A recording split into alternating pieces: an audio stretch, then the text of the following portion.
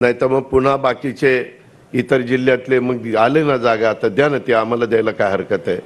तसं काही होऊन देऊ नका. हे पहिलं प्रफुल्लभाई तुम्हालाही आठवत असेल ते ठरलेलं आहे आणि सुनीलजी तुम्हालाही माहिती आहे, आपण इतर पण मान्यवरांच्या कानावर ही गोष्ट त्या ठिकाणी घातलेली आहे.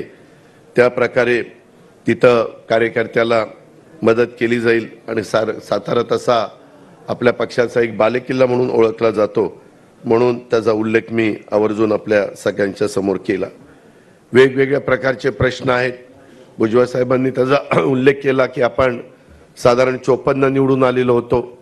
उद्याच्याला 288 जागांचा ज्यावेळेस निर्णय घेतला जाईल त्यावेळेस काय होईल, त्याच्याबद्दल काळजी वाटणं साहजिक आहे. मी नाही असं म्हणत नाही, परंतु तसं काही समजण्याचं कारण नाही.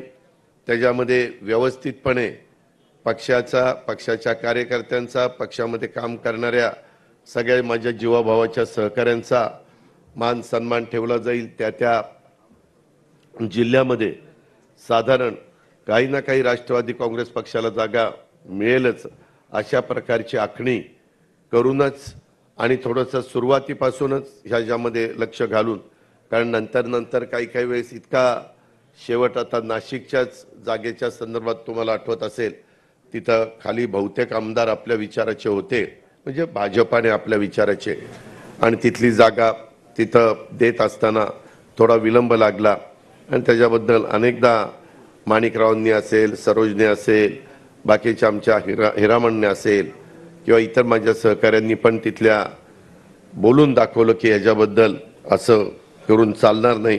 आणि मग समोरचे लोक कामाला लागतात, प्रचाराला लागतात आणि त्याचा फटका हा निश्चितपणे आपल्या सगळ्यांना म्हणजे महायुतीला बसतो. अशा प्रकारचा सुतोवाच त्या ठिकाणी झाला आणि ही गोष्ट मी नाकारू शकत नाही. मगाशी मी धीरज आणि ह्या सगळ्यांशी बोलत होतो. प्रफुल्लभाईंनी पण त्याचा उल्लेख केला. आपल्याला उद्याच्या 10 जूनला 25वां वर्ष आपण साजरं करतोय, म्हणजे 1099 ते 2024.